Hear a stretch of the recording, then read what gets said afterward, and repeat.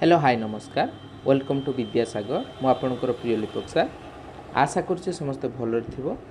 आज आम समस्ते लॉजिक रे जो साधारण नियम 10 रही आलोचना करवा। यह पूर्वर साधारण नियम 9 आम ऑलरेडी डिस्कशन कर सारी।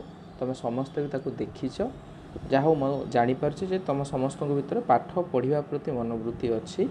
ठीक से ही भली आज 10म साधारण नियम जेटा परीक्षार बारंबार आसुवा आमर साधारण नियम से नियम को आम डिस्कसन करवा आलोचना करवा। तेणु भल भाव में वीडियो को देख एवं वीडियो को लाइक शेयर सब्सक्राइब करने के भी भूलिए ना। ठीक अच्छे काल विलंब नक स्टार्ट करवा।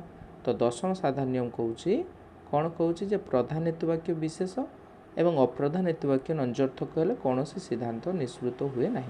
मन रख परीक्षार तुमर ये भी आसीपे प्रधान हेतुवाक्य को से साध्यावयव भी दे पारे। ठीक अच्छे जे साध्यावयव विशेष जगार आंशिक देदेव। तुम जाच विशेष जहाँ आंशिक भी से तेणु साध्यावयव आंशिक आउ पक्षावयव अप्रधान को आम कौन कहवा पक्षावयव। तेणु पक्षावयव किस हम ना पक्षावयव हम नंजर्थक।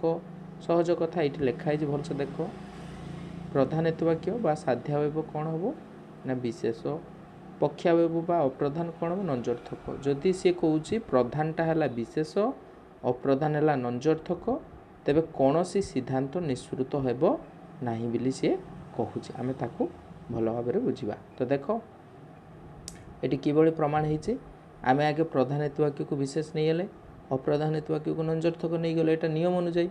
तो बर्तमान आम सिद्धांत आने सिद्धांत दुईटा जिनस रुहे गोटे पक्ष पद रुहे आ गए किए रुहे साध्य पद रुहे। ठीक अच्छे तो बर्तमान किभली प्रमाण हम देख। तो प्रधान हेतुवाक्य थिला विशेष अप्रधान थिला नंजर्थक। तुम्हें जानिच गोटे हेतुवाक्य जदि नंजर्थक हम सिद्धांत कौन हम नंजर्थक। नंजर्थक तर्कवाक्य किए किए ए ओ एर उद्देश्य व्याप्य विधेय भी व्याप्य ओर उद्देश्य व्याप्य विधेय पद व्याप्य। तेणु तुम जानिछ जे नंजर्थकर सब विधेय पद व्याप्य ताने सिद्धांतर विधेय किए सिद्धांतर विधेय हूँ साध्य पद। तेणु साध्य पद व्याप्य है कहीं साध्य पद व्याप्य हम कारण सिद्धांत गोटे कि तर्कवाक्य नंजर्थक। कहीं सिद्धांत नंजर्थक हेब जेहेतु गोटे हेतुवाक्य कौन अच्छी नंजर्थक। नियम अनुसार गोटे हेतुवाक्य नंजर्थक हेले सिद्धांत हम नंजर्थक। ठीक अच्छे सिद्धांत जदि नंजर्थक है तेबे तार साध्य सिद्धांतर विधेय अर्थात साध्य पद किए साध्य पदटा हो व्याप्य। ठीक अच्छे तेणु साध्य पद हो गला व्याप्य। पुणी देख जदि गोटे हेतुवाक्य नंजर्थक हेब तेबे अन्य हेतुवाक्यटा तो नंजर्थक हेबनी कारण पंचम नियम दुईटा नंजर्थक सिद्धांत निष्पृत हुए ना। तेणु गोटे जदि नंजर्थक अन्यटा हम कौन ना सदर्थक। तेणु प्रधानटा थिले आज्ञा कौन आगे थिला ना विशेष एबे आम पाइले कौन सदर्थक ताकू जोड़ी दियो विशेष सदर्थक तर्कवाक्य किए ई जार दुईटा जाक पद कौन अव्याप्य दुईटा जाक पद कौन तार अव्याप्य। ठीक अच्छे तेणु दुईटा पद अव्याप्य है जेटी साध्य पद रुहे अव्याप्य है एवं अप्रधान हेतुवाक्य कही नंजर्थक ताने नंजर्थक माने कौन ए किंबा ओ हो पारे। ठीक अच्छे ए किंबा किए पारे ओ तुम्हें देख जदि प्रधानटा हो गला ई ताने अप्रधानटा आउ ओ हम ना कहीं दुईटा विशेष सिद्धांत आसे ना। तेणु ऊ छाड़देना किए रहा ए तेणु प्रधान हेतुवाक्य जदि किए है ई है अप्रधान हेतुवाक्य किए हम ए। तो ये देख भल भाव में देख जे ई रो दुईटा जाक पद अव्याप्य।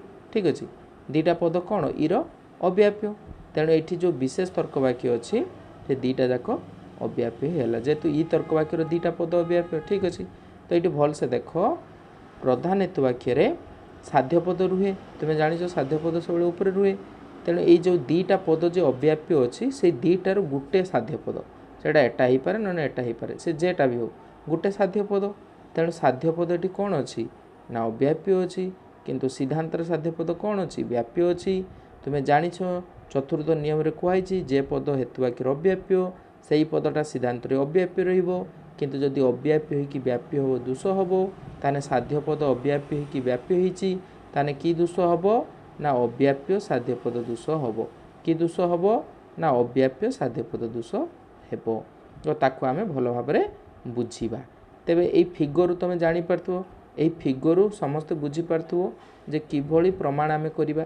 ठीक अच्छे तो आउ थरे मु कहूची प्रधान हेतुवाक्य आम नहीं विशेष नियम अनुसार अप्रधान हूँ नंजर्थक एटा भी नियम अनुजाई गोटे नंजर्थक हेतु सिद्धांत भी होगा नंजर्थक सिद्धांत नंजर्थक हो द्वारा कौन है तार साध्यपद व्याप्य है किंतु गोटे हेतु वाक्य नंजर्थक ने अन्यटा हम सदर्थक विशेष सदर्थक तर्क वाक्य ई तेणु सदर्थकर सब विधेय पदटा अव्याप्य अर्थात साध्यपद हेतु वाक्य अव्याप्य हो सिद्धांत व्याप्य होती अव्याप्य साध्यपद दोष होती अप्रधान हेतु वाक्यटा ए हम उ हम ना तेणु ई एरु सिद्धांत निश्चित हम ना जदि हम अव्याप्य साध्यपद दोष हम तो ताको आमे बुझिबा एटी देख देइछि त्रिपयुक्तर दशम साधारण नियम अनुसार यह उल्लेख कर जाइछि जे प्रधान हेतु वाक्य विशेष अप्रधान हेतु वाक्य जदि नंजर्थक हुए तेबे कौनसी सिद्धांत मिले नाही ठीक अछि अर्थात जदि अप्रधान हेतु वाक्यटी नंजर्थक हुए तेबे अन्य हेतु वाक्यटी अर्थात प्रधान हेतु वाक्यटी कौन हबो ना सदर्थक हेबो तुमे जानिछ जदि गोटी हेतु वाक्य नंजर्थक हुए तेबे सिद्धांत मध्य कौन हेबो नंजर्थक हेबो सिद्धांत कौन हेला नंजर्थक एवं सिद्धांत नंजर्थक हेले तार विधेय अर्थात की पद ना साध्य पदटी व्याप्य होइजिवो साध्य पद कौन होइजिवो व्याप्य होइजिवो परंतु साध्य पदटी हेतु वाक्य रे बा साध्यावय कौन अच्छी अव्याप्य रही कारण अप्रधान हेतु वाक्यटी विशेष सदर्थक मान कि तर्क वाक्य ई तेणु से सब पद अव्याप्य त्रिपयुक्तर चतुर्थ साधारण नियम यह कहुई जे जो पद हेतु वाक्य अव्याप्य ता सिद्धांत व्याप्य हो पार ना परंतु साध्य पदटी एठारे व्याप्य होइअछि जहाद्वारा अव्याप्य साध्य पद दोष होइअछि ठीक अच्छे उपरोक्त प्रमाण आम सिद्धांत पहुँचलु जे प्रधान हेतु वाक्य विशेष एवं अप्रधान हेतु वाक्य नंजर्थक हेले कौन से सिद्धांत निश्चित हुए ना ये तुम एड भी कर कौन ना कौन कर जे प्रधान हेतु वाक्य विशेष अर्थात ब्राकेट लिखिदेव ई अप्रधान हेतु वाक्य नंजर्थक ब्राकेट लिखिदेव ए ई एरु कौन से सिद्धांत निश्चित हुए ना यहाँ 7.5 मार्क तुम पड़े भल भाव देख भल भाव बुझ चैनल को समस्त लाइक कर ठीक अच्छे चैनल को लाइक करो शेयर करो सब्सक्राइब करो या परे दशम साधारण नियम पर आम न्याय रूप विषय आलोचना करिया बढ़िया टॉपिक या परे भल टॉपिक निश्चित भाव में तुम समस्त को बुझेई तेणु आज दशम नियम ये रहा कौन बुझिल कमेंट बॉक्स में निश्चित भाव जन बारंबार वीडियो देख तेने जापर ठीक अच्छे थैंक यू जय जगन्नाथ।